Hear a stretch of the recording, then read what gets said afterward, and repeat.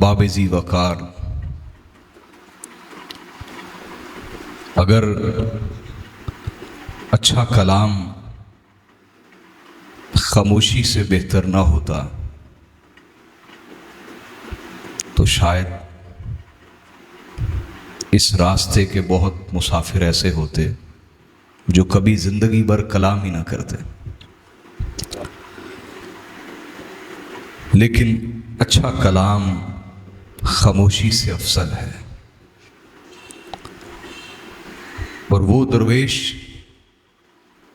जो सैलाब को देख के अपनी गुदड़ी उठाए और पहाड़ पे चढ़ जाए और ख़ुद को बचा ले, अल्लाह के नज़दीक उससे बेहतर वो दरवेश है कि जो शोर मचाए और लोगों से कहे कि बचा लो जो अपना बचा सकते हो, तो ख़ुद को भी वो बचा ले और अपनी निदा से सदा से बहुत सारे लोगों को भी बचा ले। वो अल्लाह के नज़दीक बेहतर है, बल्कि वो अल्लाह के नज़दीक असल दरवेश है कि वो राहिब नहीं है। क्या सूफिया फरमाते हैं कि राहिब वो है जो अपने लिए जीता है, जो बोलिए अपनी खुद गर्जी की एक गार में बैठा रहता है सारी उम्र, अपनी खुद गर्जी की एक गार में बैठा रहता है सारी उम्र। वो राहिब है जो अपने लिए जी रहा है, जो अपनी खुद गर्जी के लिए जी रहा है, जो अपनी किसी गर्ज की गार में बैठा हुआ है और उसकी ज़ात से किसी को कोई नफ़ा नहीं है, तो वो राहिब है। और जो दूसरों को नफ़ा दे, फ़ायदा पहुँचाए अपनी ज़ात से, अपने कलाम से, तो वो राहिब नहीं है। राहिब बोलिए कि राहिब वही है जो अपने लिए जीता है। कि राहिब क्या था? वो अपनी एक रूहानी कैफियत की हिफाजत के लिए दुनिया छोड़ के तन्हाई में आ गया, गार में आ गया, जंगल में आ गया।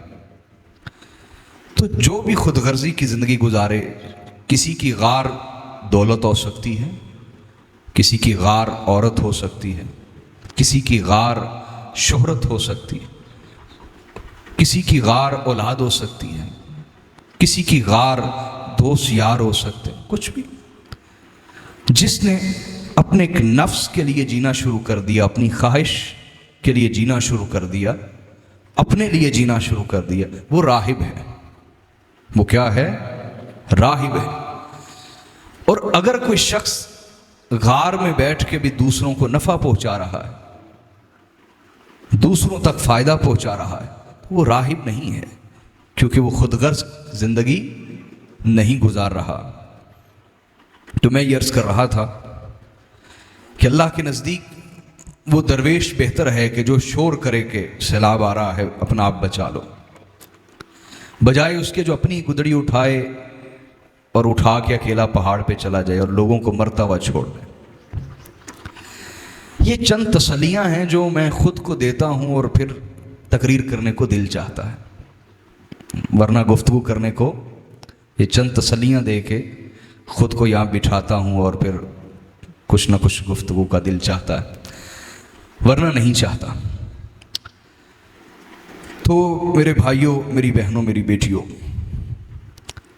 याद रखें, जिसको ये शिकवा है कि इतना मैंने सफ़र किया, इतना साथ चला, मुझे मंजिल क्यों नहीं मिली, तो वो भी मोहब्बत की दुनिया का मुशरिक है, इश्क की दुनिया का मुशरिक। उसने किस चीज़ को मंजिल बना लिया? क्या उसने मंजिल को पूजना शुरू कर दिया? क्या उसने मंजिल के लिए सब कुछ करना शुरू किया?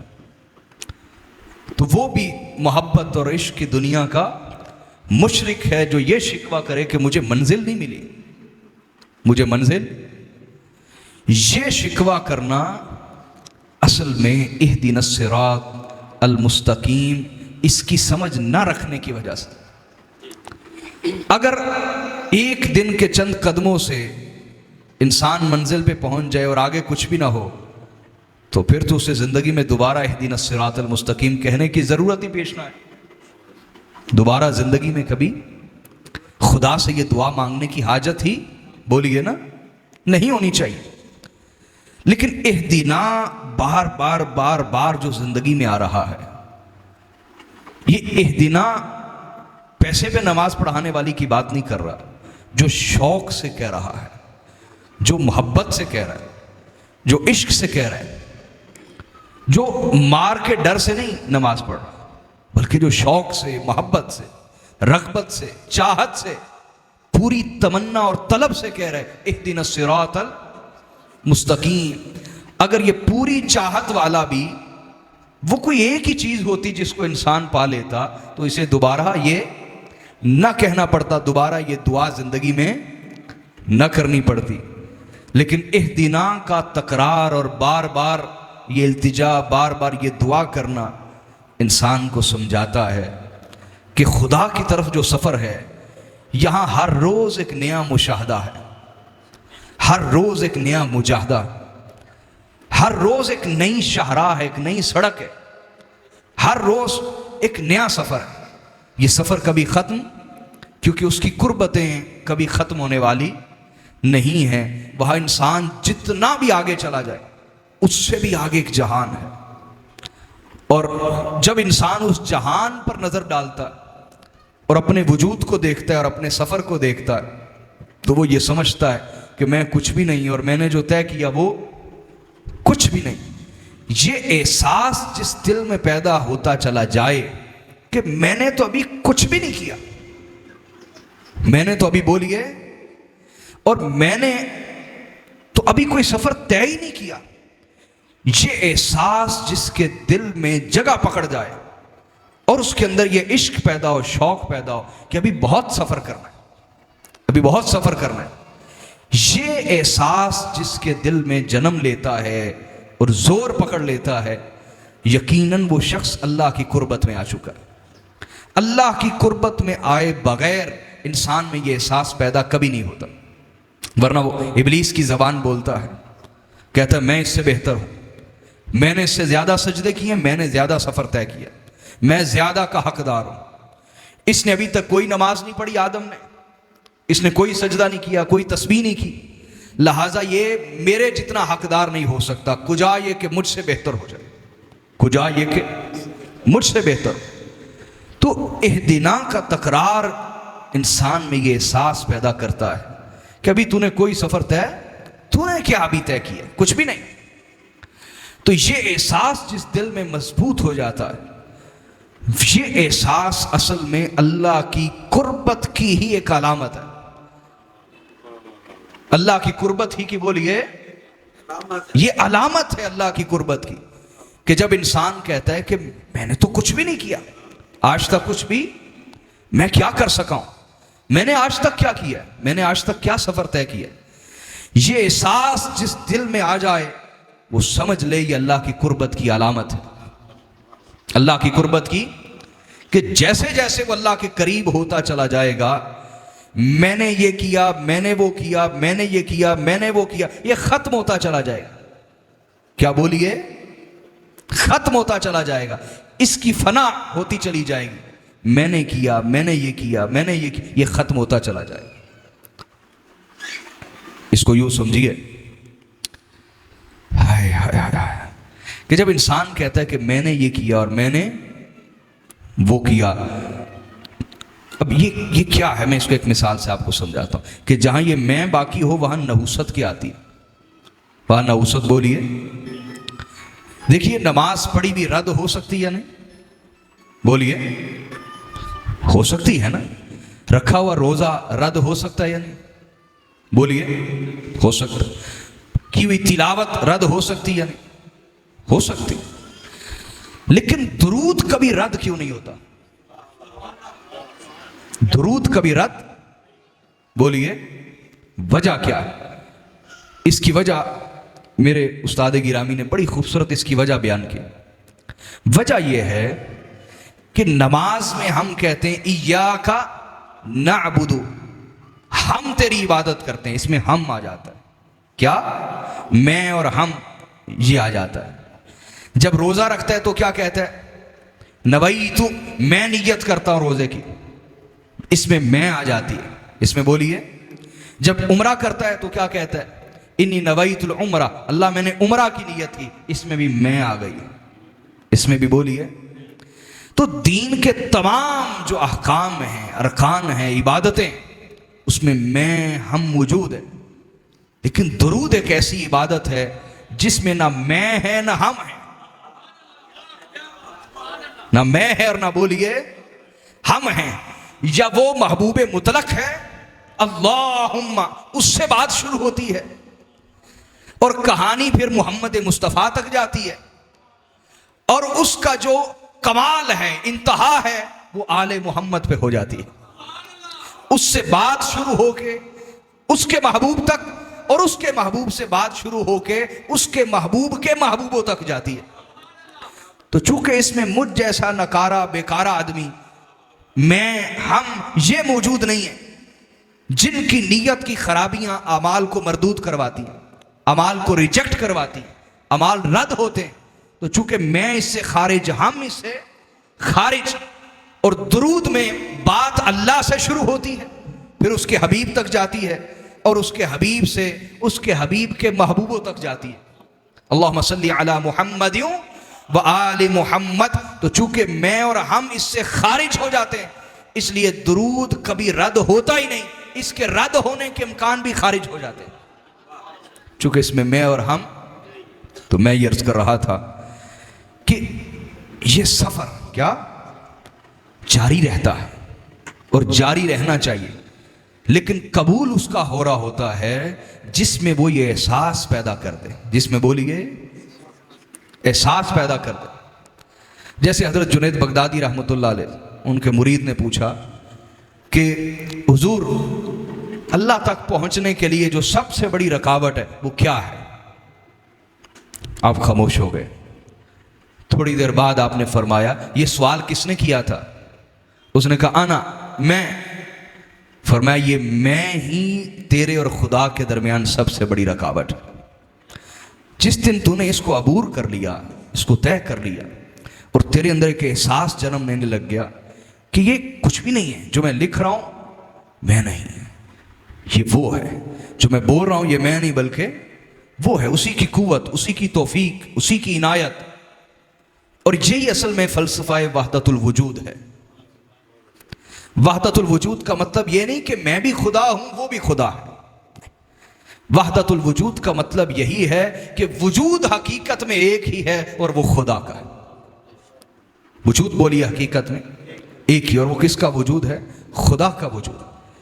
तो मैं ये अर्ज कर रहा था कि ये सफर जारी रखना चाहिए बगैर मंजिल के लालच के, बगैर मंजिल के, वरना मंजिल भी एक माबूद बन गई, मंजिल भी एक खुदा बन गई, और सालिक ने, सफर करने वाले ने मंजिल को पूजना शुरू कर दिया।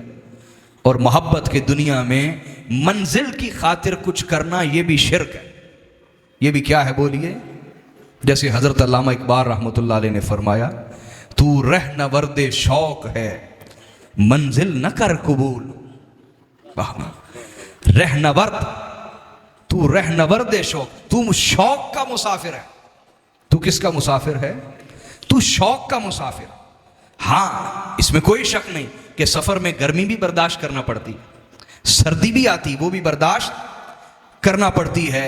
कभी कभी डाकू भी पड़ जाते हैं, कभी कभी बोलिए डाकू वो किसी भी रूप में हो सकते हैं जो तुझे मंजिल से हटा देंगे, या जितना खर्चा चाहिए होता है सफर के लिए वो खर्चा छीन लेंगे। समझ आ रही है मेरी बात? तेरी सलाहियतों पे जद लगाएंगे, तेरे शौक को तोड़ना चाहेंगे, तेरे इरादों को कमजोर करना चाहेंगे। कभी कभी वो डाकू शैतान की शक्ल में, नफ्स की शक्ल में, बुरे दोस्तों की शक्ल में, तनकीद करने वालों की शक्ल में, कुछ रास्ते में डाकू भी आएंगे, कभी कभी लूट भी लेंगे तुझे, कभी तू कंगाल भी हो जाएगा, कभी लगेगा कि अब सब कुछ लूट गया। क्या? सब कुछ लूट गया। अब अगर उसके अफसोस में बैठ के रोने लग गया तो सफर तो रह गया ना। सफर का तकाजा यह है कि तू चलता रहे। तू बोलिए, हम में से कोई, अहमद फराज ने कहा, तू खुदा है ना मेरा इश्क फरिश्तों जैसा। تو خدا ہے نہ میرا عشق فرشتوں جیسا، دونوں انسان ہیں تو کیوں اتنے حجابوں میں ملے. یہ اس نے مجازی محبت پہ کہا. تو عشق حقیقی میں بھی یہ کہ میں فرشتہ تو نہیں ہو سکتا، میں فرشتہ تو نہ، خدا نے مجھ سے یہ تقاضا کیا کہ میں فرشتہ ہو جاؤں. خدا نے یہ مجھ سے تقاضا، اگر وہ تقاضا کرتا کہ یہ فرشتہ ہو جائے تو کم از کم اپنے اولیاء کو ہی روک دیتا کہ روزانہ اہدنا الصراط المستقیم نہ کہا کرو. کم از کم اپنے اولیاء کو ہی روک دیتا. ہم جیسے گناہوں میں لتڑے ہوئے لوگ تو روزانہ یہ دعا کرتے، اپنے کامل بندوں مقرب بندوں کو تو کہہ دیتا کہ جو مقرب ہو گیا وہ یہ دعا مانگنا چھوڑ دے. لیکن نہیں، اس نے یہ ہم سے تقاضا، بلکہ بعض اوقات انسان اس رستے میں جتنا گرتا ہے اتنا سفر کا زیادہ مزہ آتا. جتنی چوٹ کھاتا ہے اس کی خاطر، محبوب کی خاطر جتنی چوٹیں لگتی ہیں اتنی زیادہ طاقت ملتی ہے، قوت ملتی، روحانیت ملتی، روحانی بلیدگی اور جوانی انسان کے اندر آتی ہے. جتنا گرتا ہے اٹھتا ہے، جتنا لٹتا ہے اتنا مالدار ہوتا چلا جاتا. اس راستے کے ڈاکو، خدا کے راہ کے ڈاکو، جتنا اسے لوٹتے ہیں وہ اتنا مالدار ہوتا چلا جاتا، پختہ ہوتا چلا جاتا، مضبوط ہوتا چلا جاتا ہے، اتنا مالدار ہوتا چلا جاتا. کنگال ہوتا بولیے نہیں ہے. تو علامہ اقبال نے فرمایا تو رہ نورد شوق ہے، شوق کا مسافر ہے نا تو، شوق کا مسافر ہے تو پھر تو رہ نورد شوق ہے، منزل نہ کر قبول، لیلا بھی ہم نشیں ہو تو مخمل نہ کر قبول. مخمل نرم و نازک بستر، نرم بستر. تو جب نرم بستر پہ لیٹ جائے گا پھر سونے میں لطف آئے گا، چلنے میں لطف نہیں آئے گا. پھر تجھے چلنے میں لطف، پھر بستر کا لطف تجھے اپنے ساتھ چمٹا لے گا، اپنے ساتھ تجھے چمٹا کے کہے گا کہ بس تجھے بستر مل گیا، آرام کر، سفر کیوں کرتا. تو اقبال نے کہا لیلا بھی ہم نشی ہو تو محمل نہ کر قبول، کہ یہ جو مخمل ہے بستر نرم، یہ تجھے سفر کی مصیبتوں سے ڈرائے گا، پھر تیرے اندر بزدلی پیدا کر دے گا، تیرے اندر خوف پیدا کر دے گا کہ راستہ بڑا پر خطر ہے، بڑی دھوپ کاٹنی پڑے گی، بڑی مشقت اٹھانی پڑے گی، بڑے کانٹے، بڑے بچھو ہیں اس راستے میں، بڑے ڈاکو ہیں اس راستے میں، تو بڑا خوف ہے. اور اگر تو بستر کا عادی نہ ہوا پھر تجھے سفر مشکل نہیں لگے گا، پھر تجھے سفر مشکل. جیسے جو پہاڑ پہ چڑھتا ہے اس کو میدانی علاقے میں چلنا پڑے تو مشکل نہیں لگتا، کیونکہ وہ پہاڑ پہ چڑھنے کا عادی ہے. اسے تو یہاں سیدھی سڑک پہ چلنا تو لطف دے گا نا، کیونکہ وہ کس پہ چڑھنے کا عادی ہے. تو جو پہاڑوں پہ چڑھنے کا عادی ہو گیا وہ جب سیدھی سڑک پہ چلے گا تو اس کے لیے تو ایک لطف بھرا سفر ہو جائے گا. اب اسی سے آپ کو سمجھے نا، بعض لوگ جو کہتے ہیں معاذ اللہ کہ اہل بیت اطہار جب مشکل کشا تھے تو پھر کربلا کی مصیبت کو کیوں نہیں ٹالا. ارے نادان عالم سو، تجھے یہ حقیقت کہاں سے سمجھ آئے؟ تجھے یہ حقیقت بولیے کیسے سمجھ آ سکتی ہے کہ محبوب کی راہ کی جو تکلیفیں ہیں، اذیتیں ہیں، وہ تمہارے سکون سے زیادہ عاشق کو لطف دے رہی ہوتی، عاشق کو مزہ دے رہی ہوتی. اب اس کو ایک قرآن کی مثال سے سمجھیں، قرآن سے سمجھیں. اللہ رب العزت نے پورے قرآن میں ایک دفعہ بھی نہیں فرمایا ان اللہ مع الشاکرین، کہ اللہ شکر کرنے والوں کے ساتھ ہے. یہ جو معیت ہے، قربت ہے، ساتھ رکھنا، کیا یہ اللہ نے شکر کرنے والوں کے لیے نہیں فرمایا، حالانکہ شکر بہت بڑا مقام ہے. شکر کوئی معمولی مقام، بہت بڑا مقام.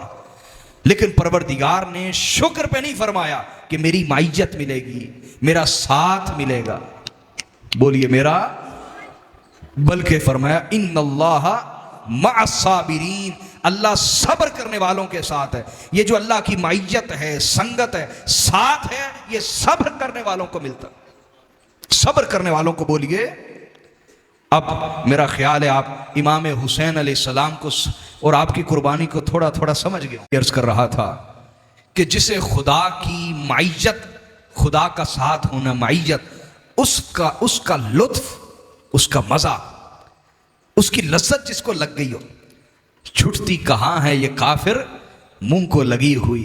یہ دنیا کی لذت لگ جائے تو چھٹتی نہیں، سب کچھ چھٹ جاتا ہے، لیکن وہ چھٹتی تو جسے مولا کی قربتوں کی شراب کا ایک چسکا لگ گیا ہو، خدا کی معیت اور ساتھ اور سنگت کی ایک لذت کا چسکا لگ گیا ہو، وہ دنیا کی ہر سہولت ہر نعمت کو وہ کہتا ہے میں اٹھا کے اسفل السافلین میں پھینکتا ہوں. مولا تیرے راستے میں جو تکلیفیں آ رہی ہیں یہ مجھے نعمتوں سے زیادہ عزیز ہیں، کیونکہ اس نے جو ساتھ کہا ہے نا میں ساتھ ہوں، یہ صبر کرنے والوں کے لیے، یہ شکر کرنے والوں کے لیے فرمایا. کیونکہ شکر نعمت کے ملنے پہ اور صبر نعمت کے چلے جانے پر ہے. اور عطا سنبھالنا آسان ہے، محرومی سنبھالنا مشکل ہے. ہیں دونوں محبوب کے تحفے، ہیں دونوں بولیے محبوب کے تحفے. عطا بھی اس کا تحفہ اور محرومی بھی اسی کا تحفہ. لیکن عطا تو سنبھالنا یہ عام لوگوں کے بس میں بھی آ جاتا ہے، لیکن محرومی سنبھالنا یہ اس کا تحفہ سنبھالنا ہر ایک کے بس میں نہیں ہوتا. یہ انہی کا حصہ ہے جنہیں امام حسین کے فیض اور ان کے کرم سے اور ان کی نگاہ سے نواز دیا گیا ہے، جن کے سامنے ہر دم کربلا رہتی ہے. وہ محرومی کا لطف لیتے ہیں. وہ کیا کہتے ہیں؟ وہ کہتے ہیں لطف آنے لگا جفاؤں میں. ہائے ہائے ہائے ہائے ہائے. وہ کیا کہتے ہیں؟ لطف آنے لگا جفاؤں میں، وہ کہیں مہربان نہ ہو جائے. ہائے ہائے ہائے ہائے ہائے ہائے. ان کی دعا تو یہ بن جاتی. ان کی دعا بولیے، وہ دعاؤں میں کیا کہتے ہیں؟ لطف آنے لگا جفاؤں میں، وہ کہیں مہربان ہو جائے. وہ تو ڈرنے لگ جاتے ہیں کہ کہیں یہ محرومی نہ چھین لے. وہ ڈرنے لگ جاتے ہیں کہیں یہ جو اپنے راستے میں تکلیفیں دیتا ہے یہ چھین نہ لے. وہ ڈرنے لگ جاتے ہیں کہ کہیں یہ محرومی کی جگہ عطا نہ شروع کر دے، اور ریل پیل اور دنیا کی چمک دمک کہیں یہ ہمیں اس سے محروم اور اس سے غافل نہ کر دے.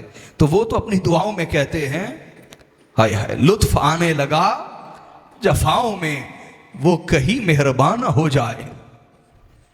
ہائے ہائے ہائے، وہ کہیں مہربان نہ ہو جائے.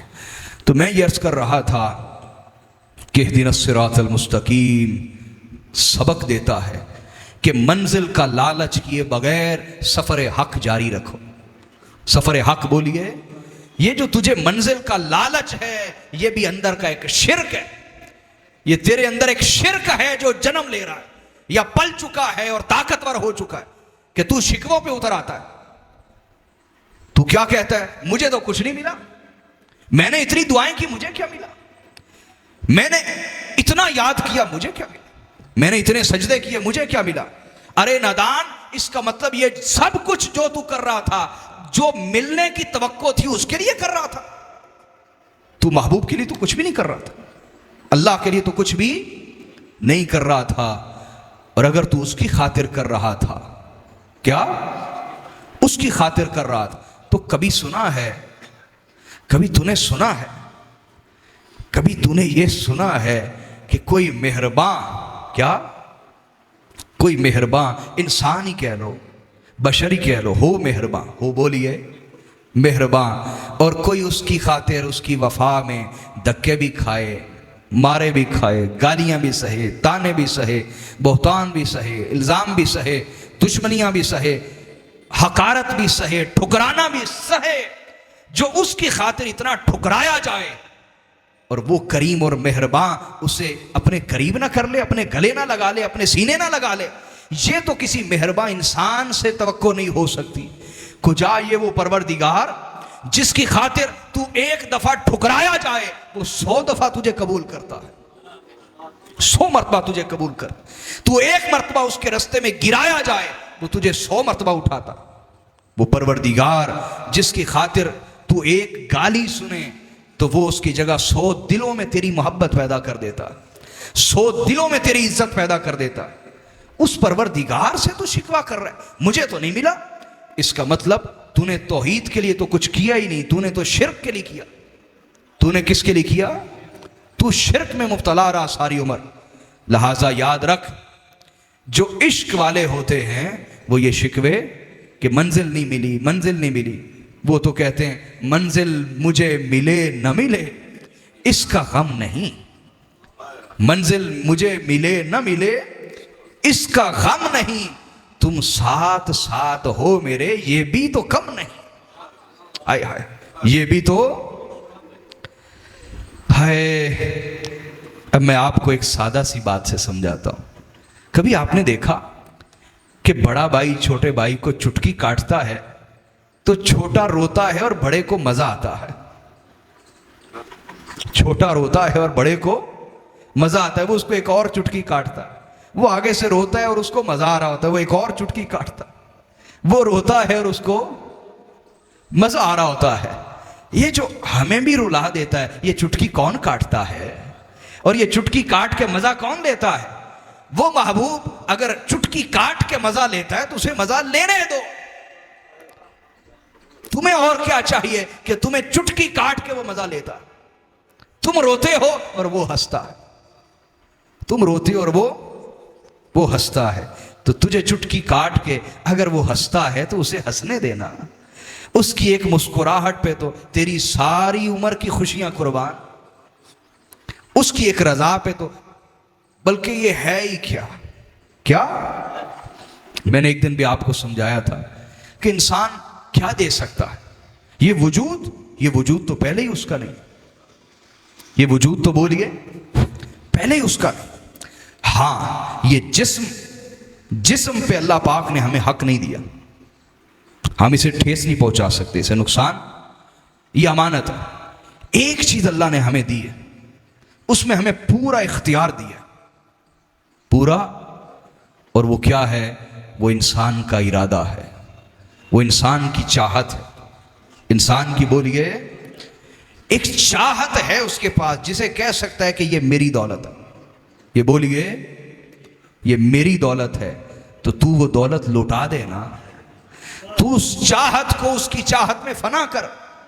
اگر وہ چٹکی کاٹ کے لطف لے تو سمجھے اس کی چاہت یہی ہے، اسی میں مزہ لینا شروع کر دے، اسی میں.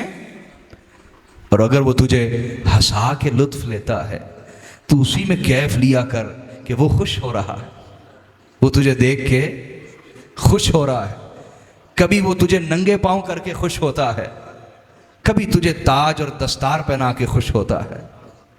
تو کیوں نہیں سمجھتا؟ حضرت امام حسن علیہ السلام، چونکہ آپ کے عرص پاک کے ایام ہیں، امام حسن علیہ السلام کتنے بلند مقام پہ تھے. آپ کے ایک جملے سے سمجھاتا ہوں آپ کو، ایک جملے سے.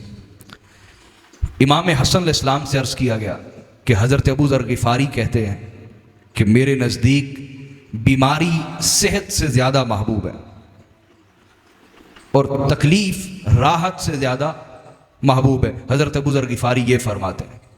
امام حسن علیہ السلام کو آ کے ایک شخص نے یہ کہا تو آپ نے فرمایا اللہ تعالیٰ ابو ذر پہ رحمت فرمائے، یہ ان کا حال ہے یہ، لیکن فرمایا کہ ہمارا حال یہ ہے کہ ہم یہ کہتے ہیں کہ جو شخص اللہ کے بہترین اختیار کے حوالے خود کو کر دے، اللہ تعالیٰ کے حسن اختیار، بہترین اختیار کے حوالے خود کو کر دے، تو اس سے بہتر اس کی رضا میں راضی رہنے کی اس سے بہتر کوئی صورت ہو سکتی کہ اس کے حسن اختیار کے حوالے خود کو کرے. رلائے تو رونے میں مزہ لے لے، ہنسائے تو ہنسنے میں مزہ لے لے، خود کو اس کے اختیار کے حوالے کر دے. وَأُفَوِّضُ أَمْرِي إِلَى اللَّهِ، میں خود کو اللہ کے سپرد کرتا، میں خود کو اللہ کے، جیسے حضور غوث پاک نے فرمایا کہ اللہ کے سامنے خود کو یوں پیش کر دے جیسے میت غسال کے ہاتھ میں ہوتی ہے. میت کو غسل دینے والا جب میت کو غسل دے رہا ہو تو میت کی کوئی ضد ہوتی ہے؟ میت کوئی ضد کرتی ہے؟ کوئی جھگڑا کرتی ہے؟ کوئی بحث کرتی ہے؟ کوئی آگے سے تو تکرار کرتی ہے؟ وہ غسال غسل دینے والا اٹھائے تو اٹھ جاتی ہے، لٹائے تو لیٹ جاتی ہے، پلٹائے تو پلٹ جاتی ہے. وَأُفَوِّضُ أَمْرِي إِلَى اللَّهِ، تو بھی خود کو اللہ کے ایسے ہی حوالے کر دے، ایسے سپرد کر اس کے. پھر تجھے نظر آئے گا وہ تجھے کس طرح لے کے چل رہا ہے. ہر تھپیڑا تجھے اس کے قریب کرے گا، ہر لہر تجھے اس کے، ہر جھونکا تجھے اس کے قریب کرے گا، ہر صدا تجھے اسی کی صدا لگے گی، ہر صدا تجھے اسی کی صدا لگے گی۔ کیا کبھی آپ نے اور میں نے غور نہیں کیا کہ اگر کوئی شخص سبز رنگ کی اینک لگا لے تو اس کو ہر چیز سبز سبز سی نظر آنا شروع ہو جاتی ہے، اور اگر کوئی سرخ رنگ کی اینک لگا لے تو اس کو ہر چیز سرخ سرخ نظر آنا شروع ہو جاتی ہے، حالانکہ وہ حقیقت میں نہ تو ہر چیز سبز ہوتی ہے نہ ہر چیز، لیکن اینک لگ جائے تو سب کچھ ویسا ہو جاتا۔ بالکل اسی طرح خدا کے عشق کی اینک لگ جائے، کیا اس کے عشق کی، تو پھر فَأَيْنَمَا تُوَلُّوا فَثَمَّ وَجْهُ اللَّهِ، پھر تم جدھر بھی دیکھو اس کا جلوہ نظر آتا ہے، تمہیں لگتا ہے ہر کوئی اس کے جلوے میں مست ہے۔ فرید الدین عطار رحمۃ اللہ علیہ، ان کا بیٹا پڑھتا تھا مدرسے میں، ایک مرید تھا ان کا مدرسے میں پڑھتا تھا، تو آپ جب اس کے علاقے میں گئے، اس نے کہا استاد جی آج چھٹی چاہیے، آج مجھے چھٹی چاہیے۔ استاد نے پوچھا کیوں؟ کہا کہ میرے مرشد آ رہے ہیں۔ میں نے ان کے استقبال کو جا، کہا کون ہے تیرا مرشد؟ کہا فرید الدین عطار۔ کہا اچھا وہ ناچنے والا تیرا مرشد ہے؟ مرید کا دل چڑھ گیا کہ میرے مرشد کو ایک ناچنے والا کہا۔ جب گیا نا تو رو رہا تھا۔ حضرت فرید الدین عطار نے پوچھا کیوں رو رہا ہے؟ کہا استاد مولوی صاحب نے کہا تیرا پیر تو ناچنے والا پیر ہے۔ کہا مولوی جی سے جا کے کہنا ہمیں ناچنا بھی آتا ہے اور نچوانا بھی آتا ہے۔ کہا ہمیں ناچنا بھی آتا ہے نچوانا بھی آتا ہے۔ شاگرد نے جا کے جیسی مولوی صاحب سے کہا مرشد نے کہا تھا ناچنا بھی آتا ہے اور نچوانا بھی آتا ہے۔ اس کی کیفیت غیر ہو گئی، اپنا جبہ خود پھاڑ دیا اور غش کھا کے گر پڑا۔ اٹھا تو حضرت فرید الدین عطار کی بارگاہ میں پہنچ، کہا میں ناچنے کے لیے تیار، میں ناچنے کے لیے تیار۔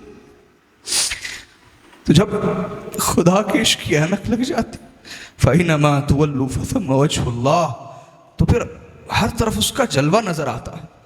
پھر تجھے کسی کا اس کی محبت میں ناچنا برا نہیں لگتا، پھر تجھے لگتا ہے یہ جو درخت جھوم رہے ہیں یہ بھی اس کے عشق میں ناچ رہے ہیں۔ تجھے ہر چیز اس کے عشق میں ایک ناچتی بھی نظر آتی۔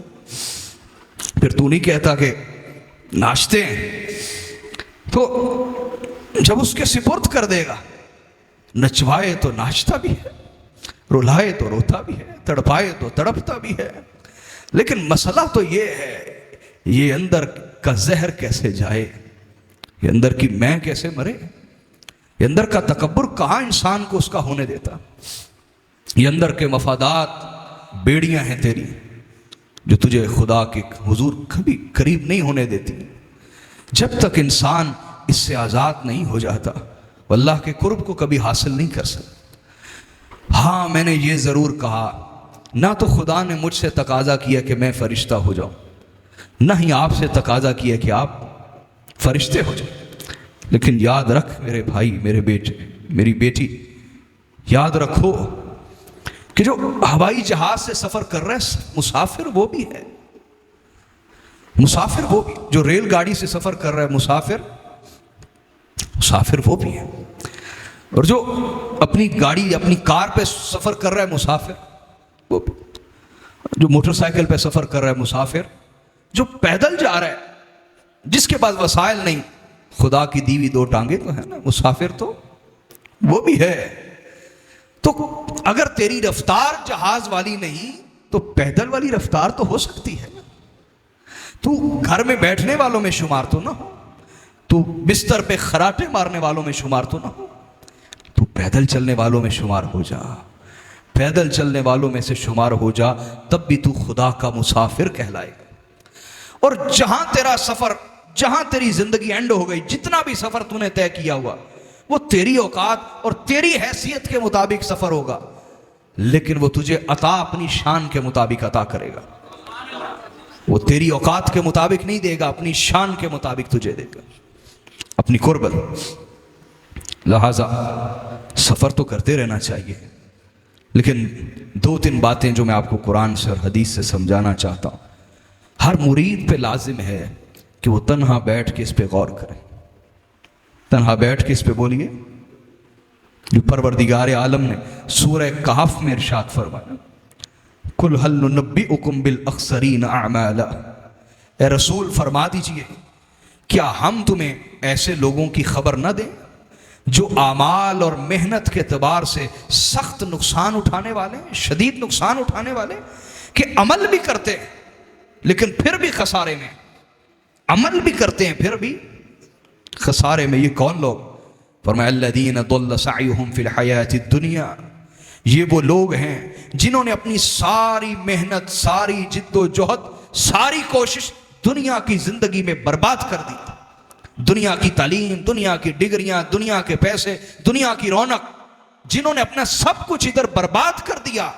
اللہ پاک فرماتا ہے کہ وہ اعمال تو کر رہے ہیں لیکن پھر بھی سب سے زیادہ گھاٹے اور نقصان میں ہیں۔ اور آگے ارشاد فرمایا کہ ان کی تباہی کی، بربادی کی کیفیت یہ ہے کہ سب کچھ برباد ہو گیا دنیا کی زندگی میں۔ وَهُمْ يَحْسَبُونَ أَنَّهُمْ يُحْسِنُونَ صُنْعًا، اور وہ یہ سمجھ رہے ہیں کہ ہم بڑا اچھا کام کر رہے ہیں، ہم بڑا اچھا کام کر رہے ہیں، یعنی وہ یہ سمجھ رہے ہیں کہ ہم بڑا اچھا کام کر رہے ہیں لیکن ان کے عمل برباد ہو رہے ہیں، ان کے عمل۔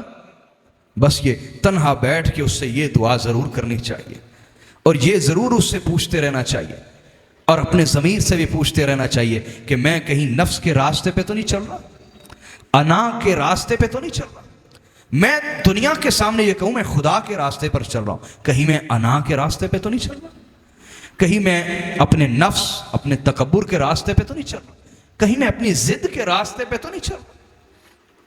یہ ضرور پوچھنا چاہیے اپنے ضمیر سے بھی اور اپنے ضمیر کو اللہ کی بارگاہ میں پیش کر کے کہ اللہ پاک نے فرمایا یہ سب سے زیادہ گھاٹے میں، بربادی میں، عمل بھی کر رہے ہیں اور سمجھ رہے ہیں کہ ہم بڑے اچھے کام کر رہے ہیں لیکن ان کی ساری کوششیں دنیا کی زندگی میں ضائع ہو رہی ہیں کیونکہ وہ دنیا کے لیے کر رہے ہیں، اللہ کے لیے، مولا کے لیے نہیں، بلکہ دنیا، لوگ، رشتہ دار، نفس، غرور، تکبر، انا، اس کی خاطر خود کو برباد کر رہے ہیں۔ اور اللہ رب العزت نے ایک اور مقام پہ بھی ارشاد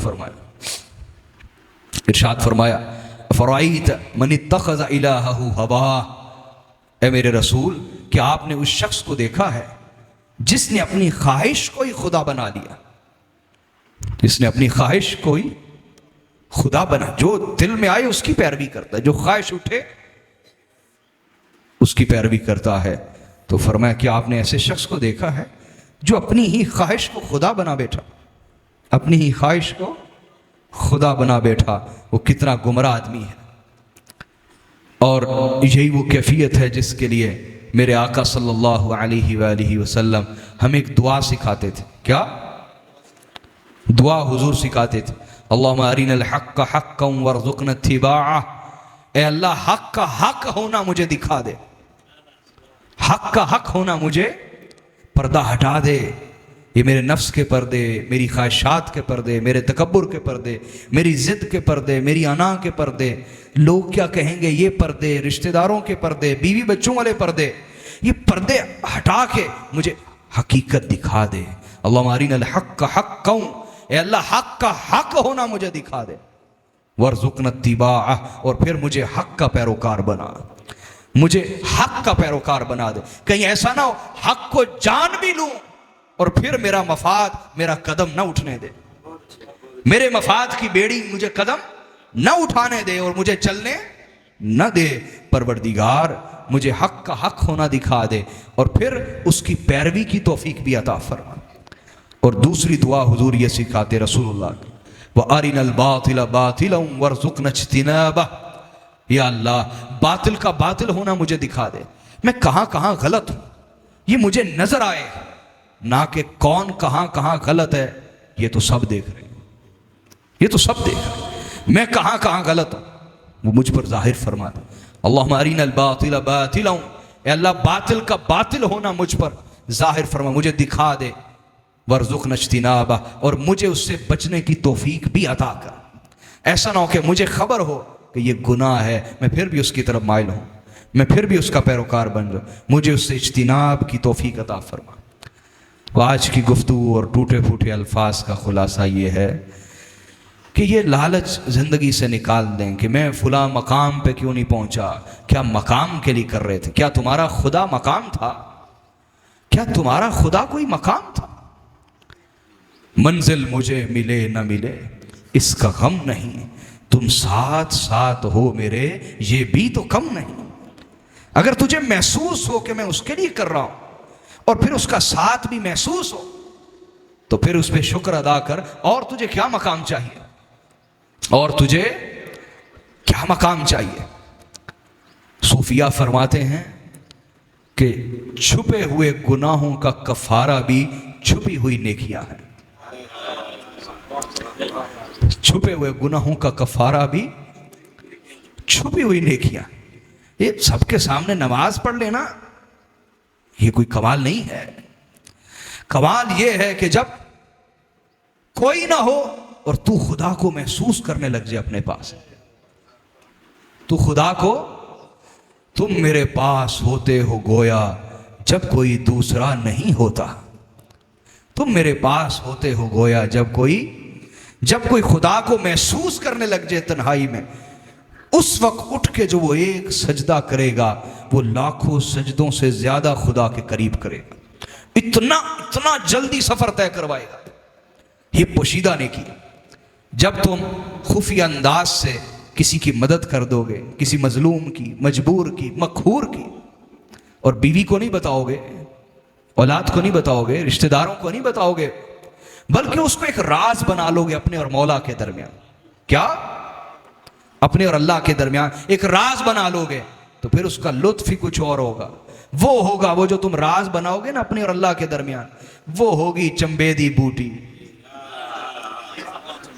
وہ ہوگی چمبیدی الف اللہ چمبیدی بوٹی میرے مرشد من وچ لائی ہوں.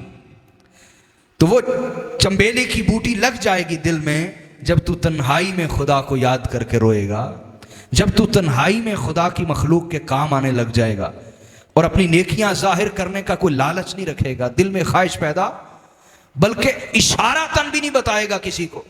اشارتاً بھی جب تو یہ پوشیدہ نیکیاں کرنے لگ جائے گا وہ تیرے پوشیدہ گناہ بھی مٹائے گا اور تجھے ظاہری نیکیوں سے لاکھوں گنا بڑھ کے اپنے قریب کر لے گا. بولیے اپنے قریب کر لے گا. اللہ پاک آج کی گفتگو قبول فرمائے. وَمَا عَلَيْنَا إِلَّا الْبَلَاغُ الْمُبِينُ.